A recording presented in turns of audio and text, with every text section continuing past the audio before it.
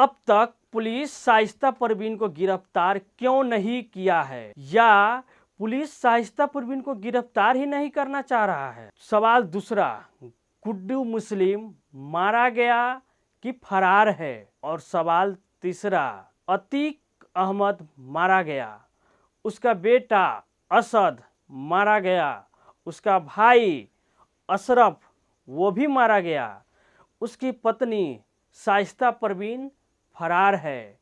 फिर उनके अरबों के संपत्ति का वारिस कौन होगा, कौन बनेगा इसके अरबों के संपत्ति का दावेदार। जानने की कोशिश करते हैं इन सारे क्वेश्चनों को बारी बारी से। पहला क्वेश्चन, शाइस्ता परवीन को गिरफ्तार क्यों नहीं किया गया, या पुलिस गिरफ्तार करना नहीं चाहते हैं।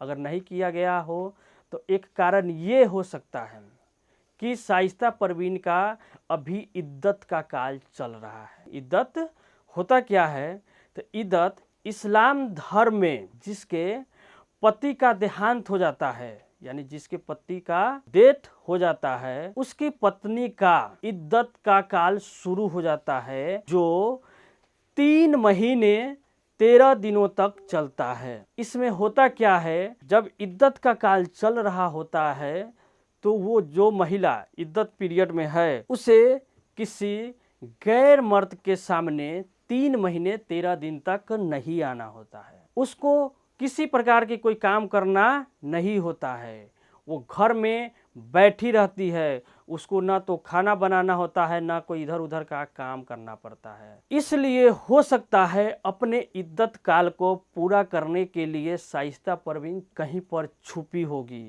या दूसरा कारण ये भी हो सकता है, अतीक अहमद को जेल जाने के बाद उसका जो भी काले धंधे चल रहा था, क्योंकि बेटा जेल में था, पति जेल में था, तो फिर इसके धंधे चला कौन रहा था, तो उसकी पत्नी शाइस्ता परवीन सारे धंधे को चला रही थी।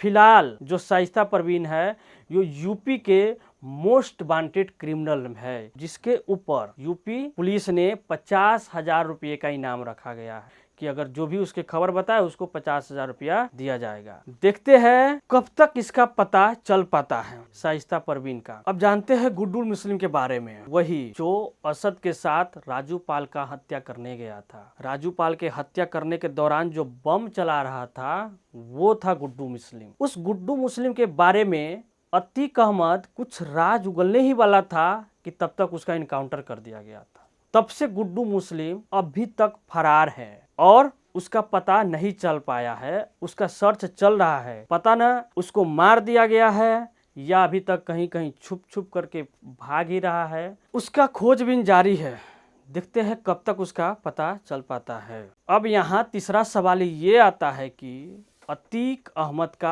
अरबों के संपत्ति का वारिस कौन बनेगा। अतीक अहमद और उसका भाई अशरफ वो तो इनकाउंटर में मारा गया। उमर और अली 2 बेटे जेल में है, पत्नी फरार है। इस तरीके से उनके अरबों का संपत्ति का वारिस फिर बनेगा कौन। वैसे तो उनके बहुत सारे संपत्तियों को गवर्नमेंट जब्त कर रही है या बुलडोजर चला करके ध्वस्त कर रहा है। न जाने कितने को सपना तोड़ने वाले, कितनों के घर उजाड़ने वाले अतीक अहमद का सपना था कि उसका बड़ा बेटा जिसका नाम उमर है वो सियासी विरासत को संभाले, यानी सियासी वारिस बने, और छोटा बेटा जो अभी जेल में है उसे जुर्म की दुनिया का बाहुबली बनाना चाहता था, लेकिन उसका सपना ही रह गया। और भी इसी तरीके के नॉलेज वाले वीडियो के लिए चैनल को लाइक और सब्सक्राइब जरूर कीजिए।